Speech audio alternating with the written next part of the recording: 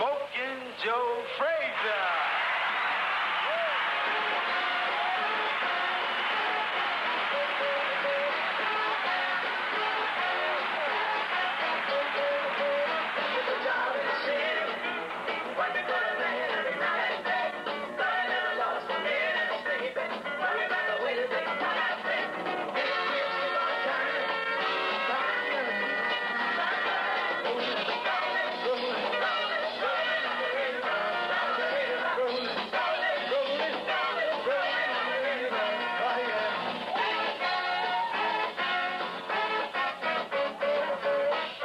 Smok'in Joe Frazier, born in Beaufort, South Carolina. You're one of 13 children, Joe, born and raised on a farm. What was it like? What the heck did you do? Well, Reg, let's put it this way. Like, Mom and Dad, they was poor. But the things that they gave us and the things that they tried to project to us, that's all we had known. And we were comfortable, we was happy, and we were satisfied with it. At that particular point, till I got up to understand that I want a better life. Joe, you were married at an early age. You moved to New York. You then moved back to Philadelphia, got involved with the PAL, Police Athletic League, and then made it to the Olympics, a fight with Buster Mathis. A heck of a lot happening in your life. Round 3 of the 1964 Olympic trials between heavyweights Buster Mathis and Joe Frazier at the New York World's Fair in Flushing, New York. This is the third and final round. Mathis is enormous, the man in the light trunks. He weighs 300 pounds as he forces Joe Frazier against the ropes. Now Frazier comes back into action, taking that hard right hand to the head. Frazier is in there with that jab, another jab on the mouth by Joe Frazier. The fight is over. It's been a close one. I lost to Mathis, but yet still something happened exciting, man. The guy busted up his hands, so there I was, a replacement, won a gold medal. Joe, during the Olympics, before you fought in the finals, you broke your thumb against the Russian. That's right. I fought the Russian that night. I knocked him down. I busted up the thumb, which was dislocated. So I didn't know that particular time. I was the only guy left in America, right, to represent us. So what I did, I said, look, I'm going out there one way or the other. It's the finals of the 1964 Olympics in Tokyo, the heavyweight division. American Joe Frazier pitted against the German, Hans Huber. Frazier courageously fighting with a dislocated thumb, injured in his previous bout with the Russian Yemelinov.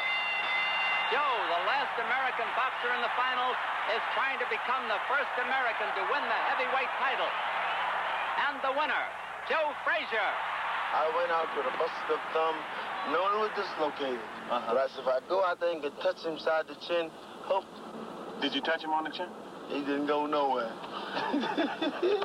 He stayed there all day long, beat on the head. He didn't go nowhere.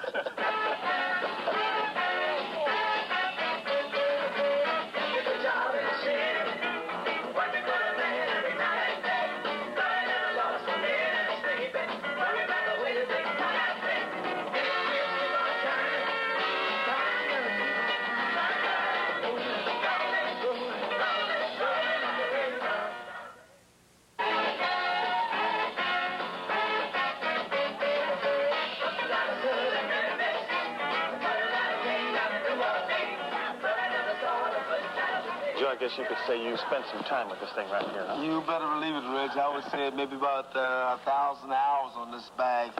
You go about 3 minutes on this thing right in a row, huh? Sometimes I cut mine to 4, then 4.5, or whatever it would take, you know, to like maybe condition the body. I like to go a long time on the bag.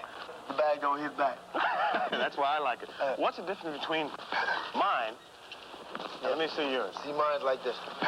You know, snapping. Much quicker. I'm in the wrong game. Yeah, okay. I'm in the right game, I You're in the right game. Okay. Joe, you turned pro in 1966. 11 fights. Then after that, Yank started introducing you to some name fighters. Eddie Machin, Oscar Bonavena. Tough guys. Tough guys. Then I guess the fight that people remember, or I guess one of the turning points of your career, the Jerry Quarry fight. Round 7, Madison Square Garden for the heavyweight title. Frazier, the champion, has been catching up to Quarry, and in the last couple of rounds has been beating him badly. Now he's got him against the ropes, driving those lefts and rights to the body. A left hook, another left hook on the jaw.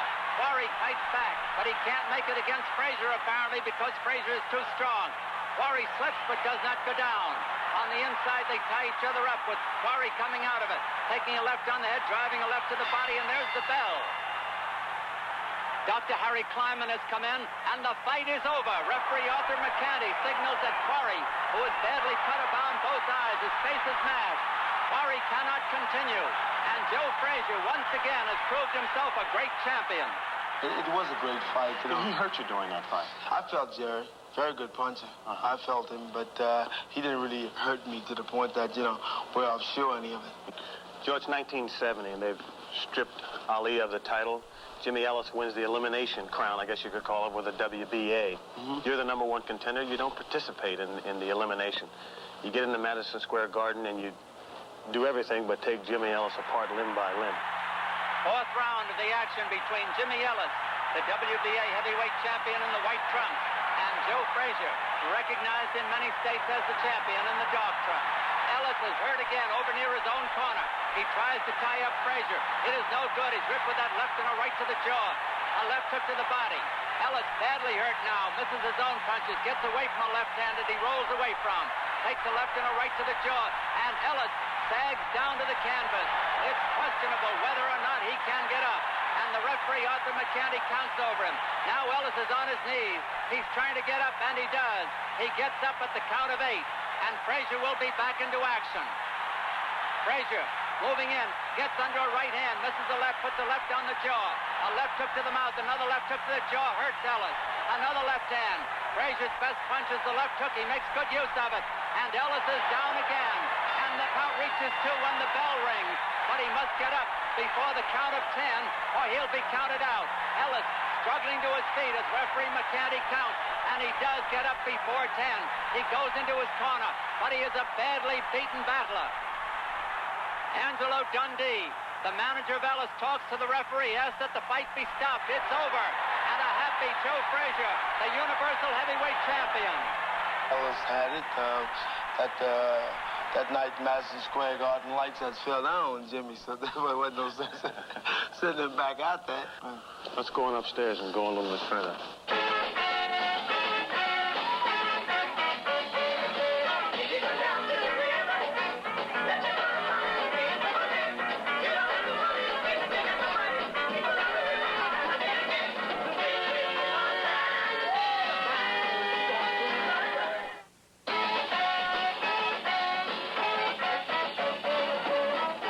Beating Jimmy Ellis, you're the champion now, but Ali does not let the world forget that the title was taken away from him. How did you feel about the way he kept talking about you as a fighter? He kept talking about you as your personality and your character. How did you feel at that time, and what are your feelings now? He was trying to be the biggest man in the world, you know what I mean? And he had a lot of animosity in his heart, well, which I can't blame him. But the main thing about it, he said these things, but it didn't bother me because, #1, I know what I was put together with. I know what I was living for. I know what I was standing for, so it didn't bother me at all. Joe, Super Fight 1. The stage is now set. All the hoopla, all the talking, all the so-called press conferences are over. A fight that was viewed by more people than any sporting event ever. Relive the fight and tell me what it was like getting into it. I had that particular time laying in the room and going through a few things, you know, and you see the guy on the tube, you know, and he's running his mouth, and I said to myself, yeah, you just wait until that fight come about, and then I'm going to show him what old Smoke is made of. And the main thing about it, the night of the fight, you know, the referee was giving us instruction, you know, that moment, you know, keep your blows up and you guys protect yourself at all times. And, you know, we would look each other in the eye, and he said, I'm going to kick you. So I keep telling him, you ain't going to wrap yours up, huh? You know, things like that. At that moment, it really was exciting, you know. Whether win, lose, or draw, it was an exciting fight. I was happy with, you know, because I won the fight, and that's the one particular fight I want to win, and I did it. Joe, the 15th round, an amazing amount of punishment has been dished out from both fighters. Both of you have appeared almost exhausted, yet you managed to deck Ali with a left hook. Do you feel that you had to deck him in order to win the fight? No, not really, Reg, because from the opening of the bell, I felt like I was in control of the fight. He was sticking and poking and jabbing. A lot of the punches, like slip-bys, some touch, But at that particular time, that it didn't seem like I had to knock him down or knock him out to win the fight. And when you get out there, all you have to do, go out and dish it out and do whatever you've been trained to do. And this is what happened. Now there's no question about who the heavyweight champion of the world is. You then went on to fight, I guess what you could say is another white hope in Ron Stander. Round 3, Stander is back to the ropes. Frazier holding him there. Stander opens up with lefts and rights to the head gamely, but Frazier is too much for him. Stander comes back with both hands to the head and body, rips a right to the jaw, is staggered by a left hook on the mouth by Frazier and driven into the ropes. Frazier on top of him again, trying for the knockout. A left hook to the midsection, a grazing right to the jaw. Stander covers up to get away from it. Frazier hard right to the jaw at the bell. Round 4, and you can see that Stander's face is a crimson smear. Frazier ducks under a right hand. Frazier is just toying with his man now. There's no way he can lose this fight, he figures. A left hook on the jaw. Frazier is having a good gymnasium workout now. Right and a left to the head of Stander, who makes no return. There's concern in Stander's corner whether or not he can continue. No, they're asking that it be stopped. And the fight is over. The winner and still champion, Joe Frazier. Ron had a pretty good punch, there's no doubt about that. And when you climb in the ring with Ronnie, believe it or not, he comes to fight. Joe, the first fight with George Foreman, you had said at that time that you took him too lightly, possibly you didn't get in shape, or was it a contrast, or was it a different type of styles? What made that a difficult fight for you?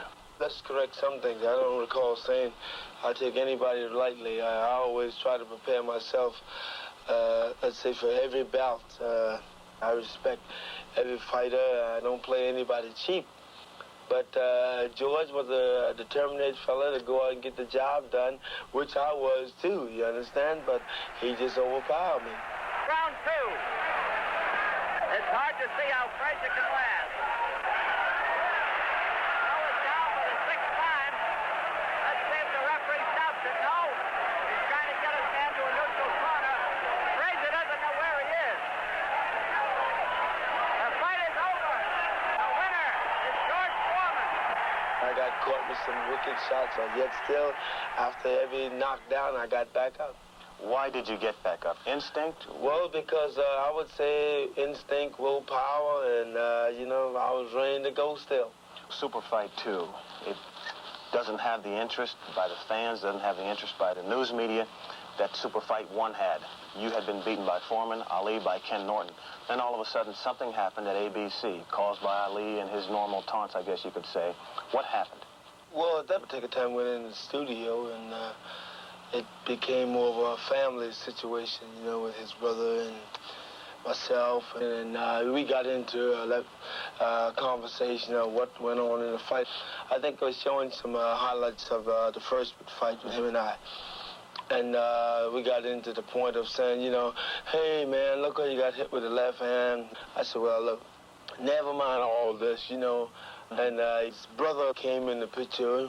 Hey, don't talk to him, man. I said, well, he ain't nothing but another dude, you know what I mean? Right. I don't care. So he came on the set and started arguing. And he stood up and I stood up, So therefore, I figured it was just me one out there. So therefore, I'm going to get the man the closest to me, and that was him. And that's what happened. Joe, what really happened at Super Fight 2? What do you feel were the high points of that fight? What stands out in your mind? Well, I would say I can look back in practically all the fight with the champ that every round I heard him. He showed some kind of, let's say, effect that he got tagged, and that means a whole lot to me that I know I was getting to him.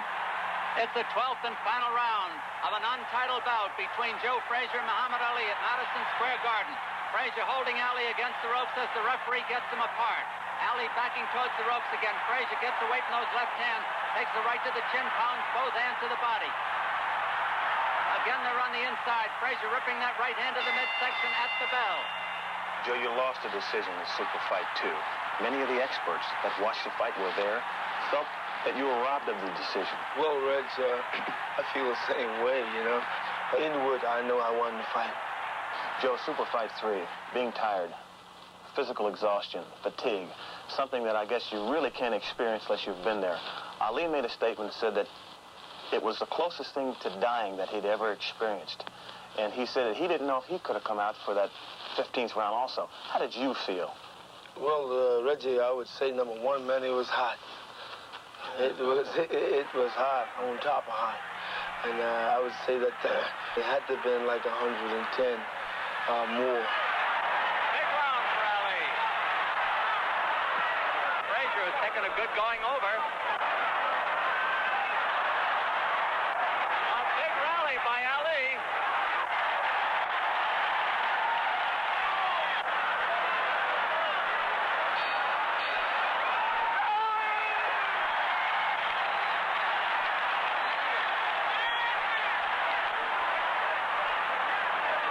Comes up and looks at Frazier. I think it's going to be over. It's all over. I had want to go back out within 15 rounds and try it again, but then the manager, the trainer said no. You see that I respect these people that work along with me. So Eddie saw that it was no sense going back out there with eyes closed, you understand? Because I could have got hurt. Joe, a lot of athletes have a problem making the adjustment to retirement. Most athletes do retire at such an early age. You're 33 years old when most businessmen are just reaching their goals. How have you made this adjustment? The main thing about it, I don't have any, let's say, anger about retirement, whatever, because I feel like the game really been good to me and I've been good to it.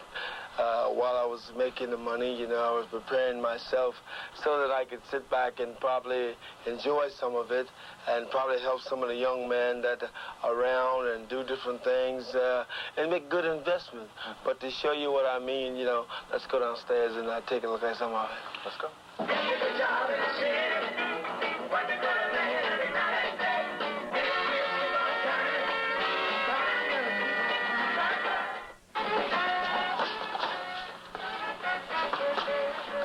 Joe, retiring as a fighter, you're still a businessman, yet you stay close to the fight game by having your own gym and having the fellas come down and work out.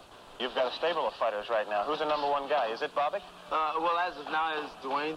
And then we have several guys coming up, which we got, which my oldest here, he's doing pretty good, which is Marlon. Your son out there, huh? Yeah, well, I would like to see him going in something different, but then he said, Dad, I'll take a shot at it. It's up to him. In fact, all these guys here, matter of fact, Charlie, he's in college, and Jake is a professional. That's my nephew behind me. So these guys really, man, want to express themselves, so they really have to do things, you know, that really help them out. And the only way they can do it, you have to take a part of it, really. Joe, let me take this opportunity to thank you for letting me look at your great boxing career, for also letting me have a look at the man, Joe Frazier. I'd say that if I had to describe you in a couple of words, I'd say that you're a living, walking rendition of the words desire and determination.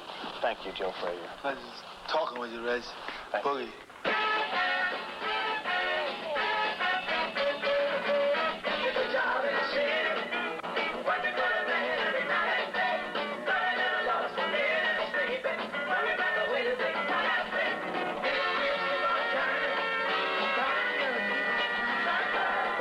Smok'in Joe Frazier, one of the great heavyweight champions of all time. 1964, becomes first Olympic heavyweight gold medalist in American history.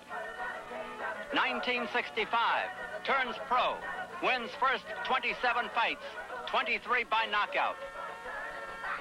1968, defeats Buster Mathers for provisional heavyweight championship of the world. 1970, defeats Jimmy Ellis for undisputed heavyweight title. 1971, defeats Muhammad Ali in Super Fight 1 to retain heavyweight title. 1976, retires with a record of 31 victories in 35 fights, 27 by knockout. Joe Frazier, heavyweight champion of the world.